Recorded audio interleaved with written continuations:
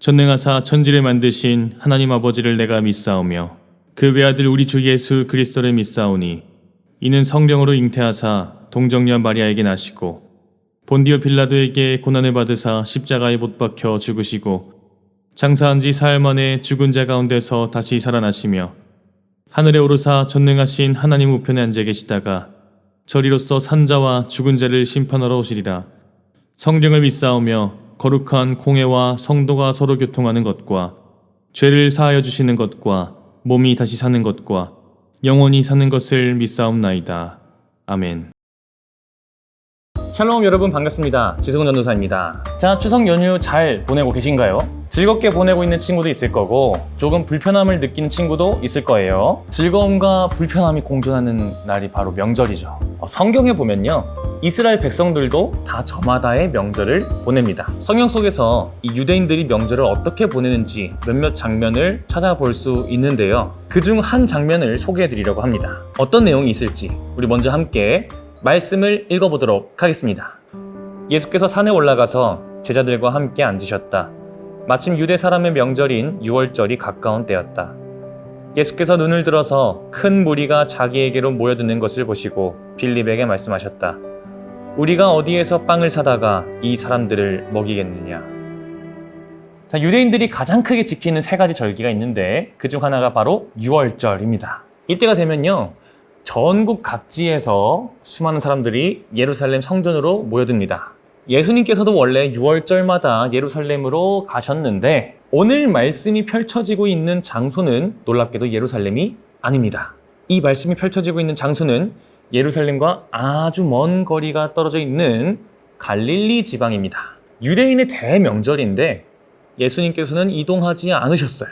그리고 예수님만 이동하지 않으셨던 것이 아닙니다. 오늘 말씀을 보면 큰 무리가 예수님에게로 나아옵니다. 매우 많은 사람들이 이동을 하지 않았음을 알 수 있죠.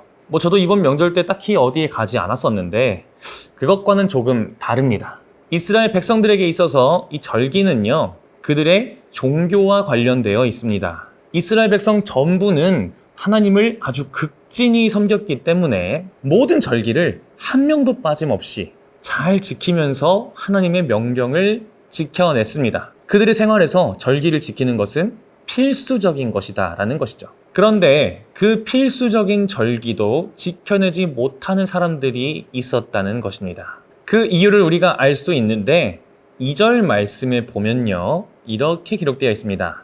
큰 무리가 예수를 따라갔다. 그것은 그들이 예수가 병자들을 고치신 표징을 받기 때문이다. 이렇게 기록되어 있죠.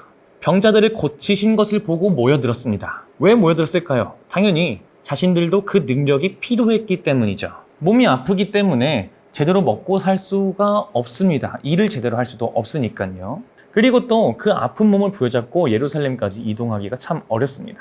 평균적으로 사람들이 이틀 정도는 꼬박 걸어야만 도착할 수 있는 거리였기 때문에 아픈 몸을 이끌고 그곳에 가기란 참 어려운 결정입니다. 어쩌면 목숨을 걸어야 하는 일일 수도 있었죠. 그래서 이 수많은 사람들이 이동을 포기한 것입니다. 그 대신 예수님께 나아왔습니다. 예수님께서는 그것이 너무나 마음이 아프셨던 거예요. 그래서 안타까움에 이렇게 말씀하십니다. 우리가 어디에서 빵을 사서 이 사람들을 먹이겠느냐. 거기서 모인 사람들이 남자만 세어 보았을 때 5,000명이나 되었다고 합니다. 그 사람들을 모두 어떻게 다 먹일 수 있고 돌봐줄 수가 있을까요? 그래서 먹을 음식을 막 찾아보고 있는데 한 어린아이가 물고기 2마리와 떡 5조각을 가지고 예수님께 나와왔습니다. 이 이야기가 바로 그 유명한 오병이어의 기적 사건인 것입니다.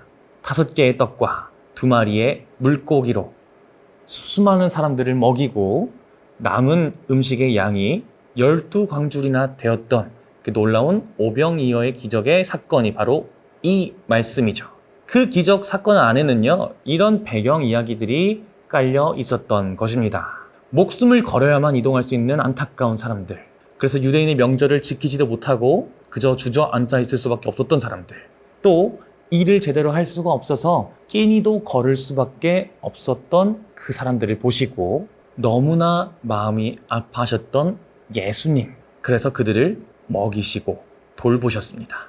예수님도 차마 이동하지 못하시고 이곳에 남아서 그 사람들을 다 돌봐주셨던 거예요. 사람들을 위해서라면 쉬지 않으시는 예수님, 한 영혼을 위해서라면 자신의 삶을 기꺼이 내어 던지시는 예수님의 모습을 우리가 볼 수 있는 것입니다. 우리는 명절을 보내면서 놀고 먹고 쉬고 있지요. 그런데 예수님은 쉬지 않으신다는 겁니다. 왜냐하면 그 순간에도 우리를 돌보아 주시기 위해서입니다. 그럼 우리 여러분, 놀고 먹고 쉬지만 명절이어도 꼭 우리가 예배를 드렸으면 좋겠습니다. 그래서 여러분 지금 이렇게 영상으로라도 예배를 드리고 계시잖아요. 정말 잘하신 겁니다. 쉬는 날이든 빨간 날이든 어떤 날이든 늘 예수님께 나아갈 수 있는 우리가 되기를 소망합니다. 바로 그때 우리는 상상도 할 수 없었던 일들을 경험하게 되는 것입니다. 이 사람들도 어쩔 수 없이 주저앉아 있던 사람들이에요. 그런데 그렇게 예수님을 향해 나아갔을 때 놀라운 기적을 경험했죠.